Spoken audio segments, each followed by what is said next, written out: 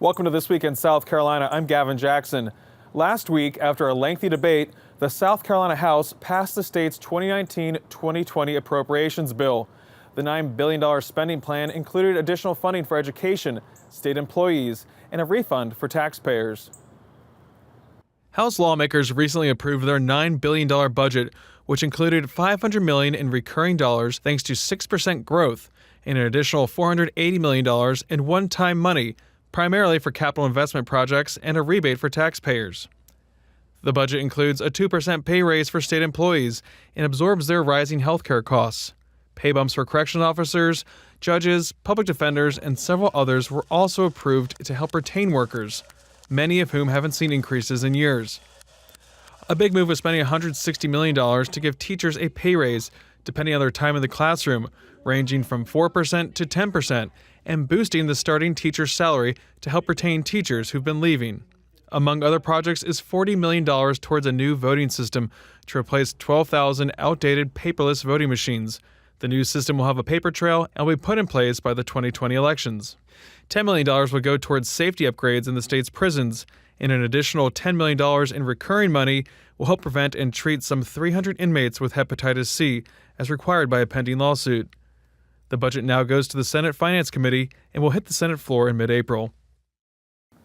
Joining us to break down the priorities passed in the House's budget are Representative Gary Simrill, a Republican from York, who serves as the second vice chair of the House Ways and Means Committee, and Charleston County Democrat Representative Stavrinakis, a member of the committee as well. Gentlemen, thanks for being here. Thanks for having us. Representative Simrill, I want to talk with you first. There's an extra $1 billion in the budget. We've talked about this on the show before. Where did that money go? What did that money look like? And where are those priorities in the budget so far? Well, the funding that you speak of, the new money that has come into Columbia, is really twofold. One is recurring funds, roughly half of it, the other non-recurring, so one-time money. We did not look at that money really as a windfall for us as far as budgeting, but clearly needs in the state that we see, which have been growing over the years, really through a lot of neglect on the part of the General Assembly and the executive branch in not funding what was needed. So if you look really in the macro of where we are in state government, we recognize needs. But I think taking the funding source, whether it be the one-time money or the recurring dollars, and making sure that it was spent wisely. And we focused that on really core functions of government. Obviously this year, teacher pay raises was number one. Education in general followed right behind that. So if you look at teacher pay raises, about $159 million of that funding source. If you start looking at higher ed that follows the educational front, freezing tuition for colleges and universities for our students and families that are being really priced out of college. That was another $44 million that came in that front. And then if you look at needs on campuses all around South Carolina, we took the Capital Reserve Fund, about $112 million, and dedicated that. You look at healthcare, maintenance of effort in healthcare. If you look at employee pay raises in South Carolina, and not just the employee pay raises, Gavin, but what goes with that, the pension needs that are within the confines of those salaries. And then you look at the health care for our state employees.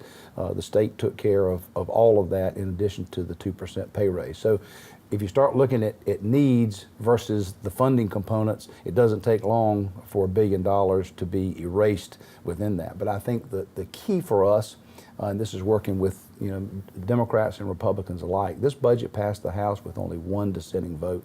It shows you what it was like to build consensus. About 10% of that money, I do want to point out, we put into a trust fund that would go back to the taxpayers in a rebate. Mm-hmm.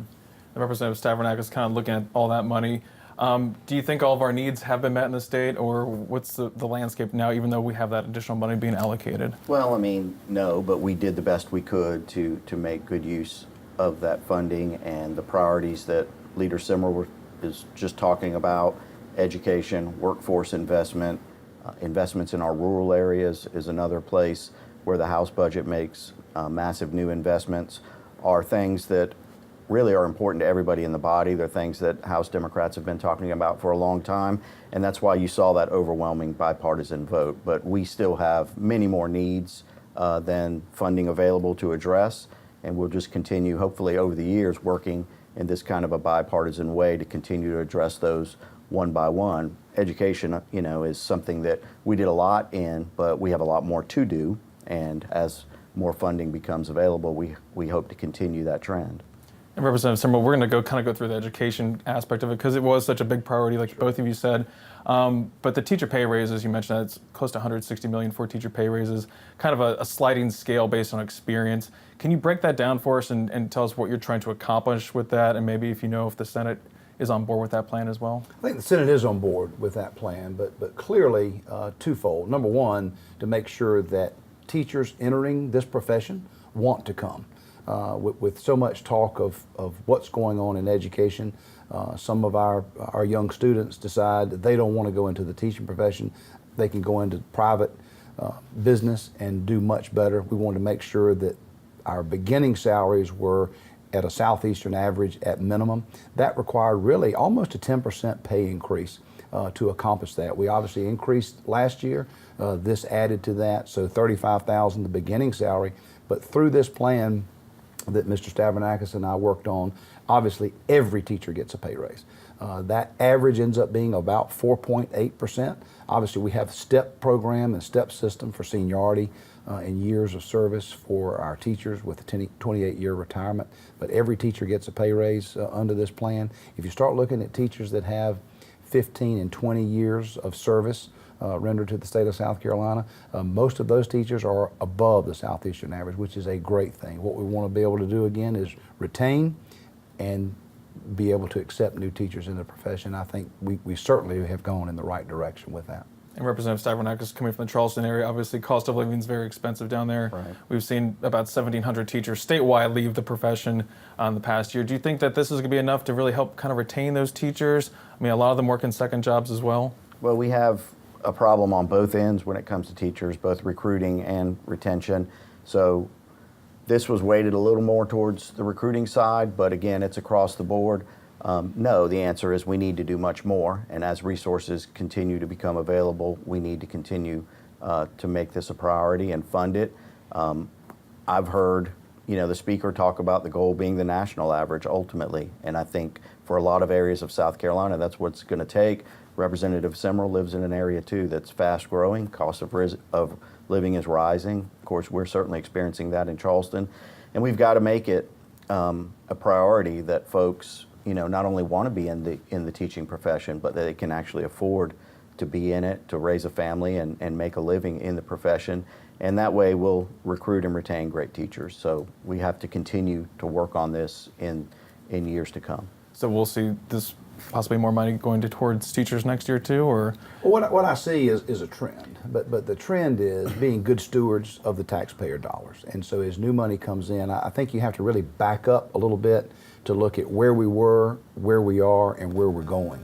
And of course, 2008, 2009, when the Great Recession hit, obviously no one was held harmless in that process. We did give local school districts a lot more flexibility. I think the flexibility is a good thing. We also want to make sure that we build to a budget crescendo based on consensus. And that's the reason we talk about that vote that only had one dissent out of all of it, because instead of working on compromise, let's focus on consensus. We all want teachers to have more pay. We all want to take care of our employees. We all want South Carolina to be the best it can be. What that requires is us all coming to the table, working together to make sure that all of those ideas come to fruition. I think if you look at the budget over the last 10 years coming out of the recession, one of the things you see is because South Carolina from an economic development standpoint has done great. We obviously know South Carolina is a great place to live. Others are realizing that when you look at business expansion in South Carolina, when you look at new businesses coming to South Carolina, the payrolls that come with those businesses, obviously that means a lot to the economy in South Carolina. It is up to us then to make sure that we continue to be good stewards to take care of not only the environment physically, but what we see from an economic standpoint that we're doing right by the taxpayer. And when we talk about economic development, Representative Stavrinakis, you are the subcommittee chairman for the economic development portion of the budget. We look at additional money that you all put towards that rural school district and economic development closing fund. That was something the governor was talking about in his budget.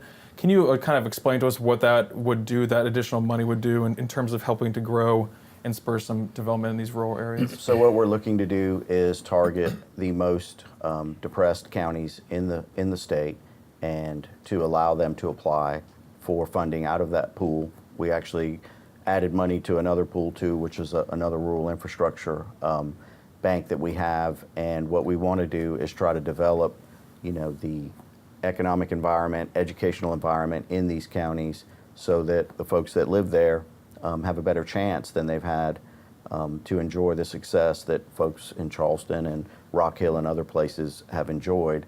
And mostly though, we've got to get, just the basics in place where people have a fair chance at a decent education to go. Kids can go to school in facilities that are, clean and modern and not dangerous, and to draw industry there. The two go hand in hand, and everyone on the committee saw that. The governor, again, has made it a priority, and so we wanted to move that forward.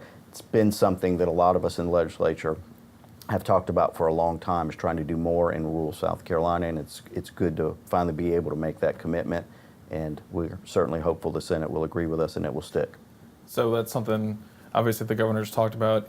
Speaker Lucas is really passionate about pushing as well. And I mean, is there any way of knowing how effective something like this would be? Have we looked anywhere to see if this is something that we're modeling off of anyone else? Or? Well, we did it through the economic development budget, Commerce Department, which of course has been incredibly successful in South Carolina, is a major part of what we're doing here. It's a team effort. We have every confidence that we'll be able to make these investments really count. Because sometimes those rural areas do feel like they haven't gotten the big attention that the Rock Hills or the Charlestons or the Greenvilles get. But I'm guessing this is a way to kind of bridge that gap and just get those basics in there. And I think recognizing connectivity between K through 12 education, workforce development, whether it's through the tech schools or through higher education, and how that goes back to the rural areas of South Carolina, of all 46 counties, to make sure every zip code is recognized as important. We did that in reforming the infrastructure bank to make sure that smaller projects would be considered in a lot of counties. If you look at the rural infrastructure bank, which really deals with underground type of infrastructure, water, sewer capabilities in a lot of the more rural, smaller counties, they simply don't have the money to do this. So what Mr. Stavrinakis has done is front-loaded to make sure that when businesses looking in rural South Carolina, where you have people who want to work, who are willing to be a part of this, we've got an educational system that is suffering in those areas. This allows those very businesses to come in, to employ, to hire, and all of that lifts that local economy. But unless we have the funding that Mr. Stavrinakis put in place, all of that is for naught. So that connectivity, that those links in that chain have to all be strong. And so that's one of the things this budget has done. Moreover, Gavin, I think it's important, and Mr. Stavrinakis touched on this, but working with the governor, so you've got the executive branch and the legislative branch hand in hand saying, look, we want a better South Carolina. I've said this about Governor McMaster before. One of the things that strikes me about him is his genuineness and the fact that he loves South Carolina more than he loves himself. And that has proven itself over and over again in his very actions, making sure that we work together to have a final product that was good for South Carolina. And Representative Simrill, I was going to ask you about you working with the governor, because you did say during a budget briefing that this is the first time you've actually really seen any governor work so closely with the legislature on the budget. What's prompting that? Is it maybe an understanding that everyone benefits if they work together and pass something that benefits the rest of South Carolina? Well, I call it a non-selfie attitude. I think really being in the position where you are a public servant, and you're looking out for your constituents. And so the governor came to those of us that are on Ways and Means and said, look, I want to make sure that we're doing this the right way, that we're being good stewards of the taxpayer dollar, but we want to see results. We want South Carolina to continue to grow and prosper. And in order for that to happen, all of us have to grow and prosper. And so I think that is one of the good things. You know, I look back to, you said forever, but really probably 20 years in South Carolina where you had a disconnect between the General Assembly and the executive branch. And I'll tell you, the people of South Carolina in that scenario suffer. Headlines look good, but the actual data that we see and what makes South Carolina move forward was suffering. I see us coming out of that and really having a time of unison together to make sure that South Carolinians are first and foremost, not individuals. And kind of sticking with you, Representative Simrill, you mentioned about tuition freeze. That's another issue that the governor's talked about as well. Can you elaborate on how that would work for students in South Carolina? Sure. So part of the issue, Gavin, and it's a little deeper, but just to give you kind of the overview of it. So what has happened in South Carolina, if you look at the physical plant of universities, where we as a General Assembly did not step forward, did not do due diligence, did not perform our duties to make sure colleges and universities were taken care of, the percentage of the budget that would go from the general fund to colleges and universities waned every year. Well, unfortunately, colleges still had to run the universities, and so they would go out and either bond money for projects they had. So part of the tuition increase that you saw was for debt service. Well, really, that was on the legislature. We should have been doing that. But there was a disconnect, remember, between the executive branch and the legislative branch. So we shirked our duties, unfortunately, when it came to that. This tuition freeze locks in tuition for our students, but it is loaded into funding from the General Assembly. So we're living up to what we had promised earlier. Then, as a bonus, we're taking the extra funding, about $112 million in the Capital Reserve Fund, that's one-time money, and sending it back to the universities for the very projects that they have been seeking to do. So it's really a twofer, if you will. One is to protect families and students from rising tuition costs, that they can go to college, get a degree, and not be saddled with debt. That's a whole nother issue of personal debt coming out of college. But it's time for us to step forward. We have done that in the House budget. I think the Senate will follow suit. Vincent Shaheen has done a remarkable job in working to try to make sure that we have a dedicated funding source moving forward, that our students have the opportunity to go to college. And that's recurring money too for that tuition freeze? That is correct. So we'll see that going forward. Representative Stavrinakis, I know teachers aren't the only ones getting a pay bump in this budget so far, the House budget. There's a 2% pay raise for state employees, additional money for judicial salaries, money for public defenders, direct care staffers at the Department of Disabilities and Special Needs, and some correctional officers. So it seems like retention is a really big part of this budget for state employees. Is that something that has been long overdue in your opinion, or something that with a good economy it's hard to kind of keep people in place when they could jump to more high-paying jobs? I think both. I mean, I think we've wanted to do more for a long time. We have done some things in terms of covering increase in costs for state employees in insurance and other places, and those are very real gains for them, but they obviously, for a lot of reasons, need to see the actual pay increase as well, and we were able to do both this year. We have had a number of areas, including our judiciary, where we have not kept up competitively with neighboring states, national averages, and the same goes for state employees. And so if you see across the board, that is the theme that fed into the different pay increases that we put in different areas, and that was trying to be competitive in the Southeast and to retain good talent and recruit good talent. And those are important priorities. All these government functions that are so important to our citizens in the state, I mean, there's a person behind performing all those duties, and we need to make sure that those folks are taken care of and that we can recruit good and keep good people in those positions. Was it easier this year with the additional money? I know they always say we have more money coming through. It makes it a little bit harder to divvy it up, but was it easier this year so far for several? Normally, more money causes more arguments because there's something to fight over. If there's no money, obviously there's no fight. This year was different because I think we took an approach that we mentioned earlier, working with the governor, but it was the consensus approach. What are the priorities? Let's work on those. We've talked about education. We talked about higher ed. We talked about our state employees. We talked about economic development. We've talked about lifting all the counties, all the zip codes up to give opportunity there. So if you focus on what is best for South Carolina as a whole, and then fill in some of the gaps where we're obviously have missed some areas, that's how you define a budget. That's what happened through the subcommittee process. Again, all these ideas are vetted. This isn't something that one person says, this is what we're going to do. We all work together to make that happen. And I can tell you, we have a new chairman this year, Merle Smith from Sumter. He was certainly inclusive in the way he went about this budget process. And again, the end result was you had one dissenting vote out of an entire House. That shows you being collective in our thoughts, being driven by what is best for South Carolina, how that actually shows itself to be at the end of the day. But Representative Stavrinakis, there were some contentious debates on the House floor. It's a lengthy debate, like we said. Some of it over Democrats trying to amend the budget, dealing with education issues like class sizes and things like that.